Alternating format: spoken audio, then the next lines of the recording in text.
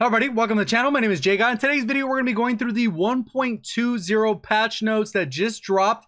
And I'm going to kind of read through the various things that are changing that you can expect after the two different updates go through. So if you enjoyed the video, let me know by hitting that like button. If you're brand new, looking to find your way back, make sure you are subscribed with notifications on for future videos. So right here, you can see that the new patch is going to be available on PlayStation, Xbox One, and PC today at 11 p.m. Pacific and then 2 a.m. Eastern. So it's pretty much the exact same time, just depends on where you live in the world.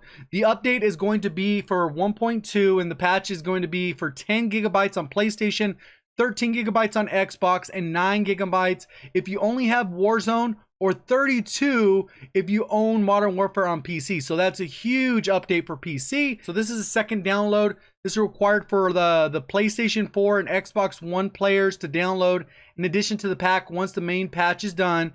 And the players on PS4 and Xbox will need to load up the game and then go into either multiplayer, Spec Ops, or the campaign, and then it'll be able to install the data pack 1, which requires an additional 17 gigabytes or 18 gigabytes depending on the platform. So either way, the total download is going to be something closer to this 32 gigabytes that we're seeing on PC. So just be prepared for that. It's going to be a long, slow download, I think, for most players. So I kind of skimmed through all the patch notes, and one of the things they kind of breeze through here that they don't really include any information about is that kind of what we talked about in the previous kind of preview, is that including a brand new master camo, which is called Obsidian, and then there's going to be the new Gunsmith Customs feature, the brand new LMG, new store bundles, and more. So I guess we're going to maybe find out if there's new attachments on certain weapons as well, because they don't generally include that until we actually load up the game. We'll kind of have to wait and see on those types of things. So as far as the playlist update goes, it looks like they're going to have Blueprint Gunfight, Reinfected Ground War, 3v3 Cranked Gunfight.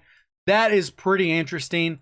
And then we got Shoot the Ship 24/7, which includes Cranked and Grind as in addition to a couple modes that they've had. So hopefully that has TDM, Kill Confirmed, Domination, maybe Hardpoint, and then in addition they're going to have Cranked and Grind. Also, as far as Warzone goes, we got solos, trios, and quads. They still have refused to bring duos for whatever reason. They haven't brought them for the main BR. Then they have Plunder Trios, and then they're also adding the Most Wanted contract. Instead of a random operator being marked on the TAC map, you are voluntarily putting a bounty on yourself for any squad to see in Verdansk. Of course, this comes with great risk and great rewards. Supposedly, if you manage to survive it, you should be able to bring back all your teammates for free. You don't have to actually go to a buy station and spend the 4,500, and they don't have to worry about gulag. So kind of interesting to see how this actually plays out in game, and if it's actually a good strategy to pick it up and kind of run away, or maybe take some gunfights because everyone's going to be coming at you. The data pack for people who own Modern Warfare, it'll include the extra one is general fixes. So they added challenges tab for screen for easier access. Adjusted how the audio works with precision airstrikes so it follows the plane more precisely. Fixed a bug where players using a keyboard and mouse in game battles could make a custom weapon blueprints that could also be used in multiplayer and Warzone. That's a good fix since that's an exploit. Currently, white text will appear when someone is speaking regardless of team. Now when someone is on the enemy team, the text will appear as red. I don't know why you should be able to hear text. That doesn't make sense to me. So that's kind of interesting. Fix for an exploit on Hackney Yard. Maybe when they're throwing something they're close enough. I don't know. Fix for an exploit on Hackney Yard while playing infected. Another exploit. Fixed a bug that could prevent players from being able to melee an enemy while on top of an ATV. Various out of bounds exploits. After the last update, Talon's character model appeared stretched with graphical corruption issues while in the squad walk. So that's just more of a quality of life. This has been fixed. Fixed for some season 3 emblems appearing in incorrect text. With incorrect text. Fixed an issue with Kruger's eyes while completing a finishing move. Fixed a bug where some watches were appearing in the wrong direction while gesturing. Fixed a bug where players could lose the option to pick their favorite faction in the operator menu. Fixed a bug where, there's a lot of bug fixes, where white lighting could be seen while moving or firing a weapon near specific locations. Added a gamepad only dead zone option. Wow, that allows player to adjust their inner range in the thumbstick. So this is really good. This is only for console players. They say gamepad because they don't want to say Xbox or PlayStation, I guess, or there's other ones out there. But they added a gamepad only dead zone option. And for the most part, you really want to put this as low as possible a lot of cases 0 is good. Sometimes if you put it too low because of your controller has usage, it might have a little bit of stick drift. So that's just something to be aware of. So I'd play with that and try and get that as low as possible so that your precision can be as accurate as possible. Option that allows player to adjust their inner range in which the stick input will not be registered. Fix an issue that prevented party members from editing their CDL loadouts when the CDL quick play filter was active. Fix an issue where the auto run feature would stop when players open their in-game text chat. Okay. Fix an issue that prevented players from zooming in and out on the TAC map if jump was bound on mouse wheel up and down.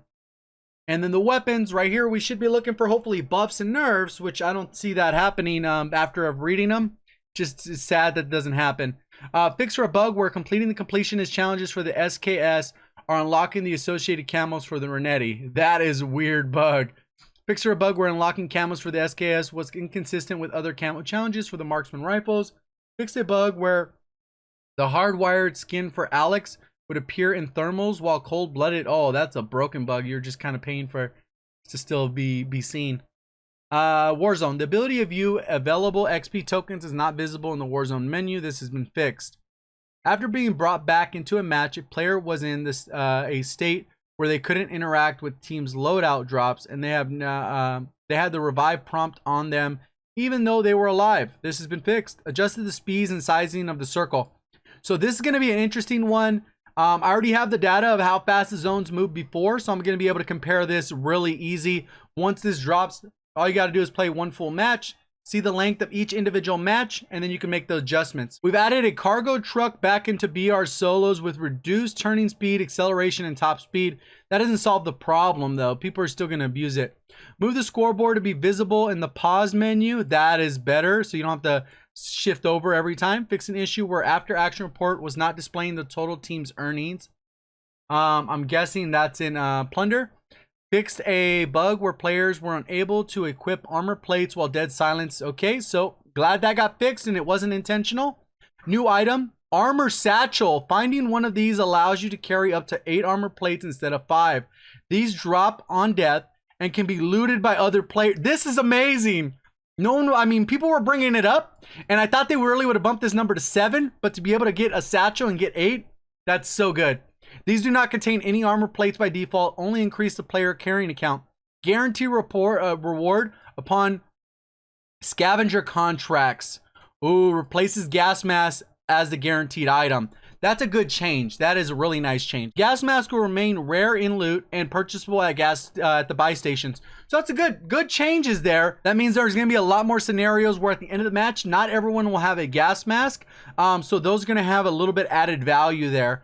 Plunder rating. When you finish a match, Plunder, you're now given a rating in the form of coin, bronze, silver, gold, platinum, and more. The more cash your team collected, the cooler the coin. Get above 3.5 million to find out the highest rating. Nice. Fix an issue with the helicopter audio. PC specific. Fix for a bug where players using the Vega 64 GPU could see corrupted outlines around their character models and weapons. Fixed a crash that occurred to players using the GeForce 900 series graphics card when they loaded the Crosswind Special Operations. So overall, there's a couple good changes in here, but I don't really see the changes that I wanted to see. I wanted to see a reduction in the how many RPGs can be held, maybe a nerf in how fast you can reload it, and leave it as strong as it is. The other thing I would have liked to seen is a snake shot. Literally everyone is running snake shot, which kind of forces you to run snake shots if you're not already, especially when you push a house, you have an SMG that is supposed to specialize in that range. It's almost impossible to actually go into a building if someone just snake shot. The time to kill way too fast, or even with the Renettis, kind of same scenario. I was hoping we'd get some kind of nerf, whether it was a reload, the damage range, the spread, whatever it was, but we didn't get that in this notes. Maybe they did a bunch of stealth stuff that they're not telling us, but we'll kind of have to wait and see what you guys notice and other people notice in the community, so we can kind of put all that information together and see what actually happens, since they're not always as transparent as we would like to see when it comes to these patch notes. Hopefully you guys did enjoy the video. If you did, let me know by hitting that like button. Definitely make sure you are subscribed with notifications on. Appreciate all the support on the channel. Thank you for watching. As always, have a great day.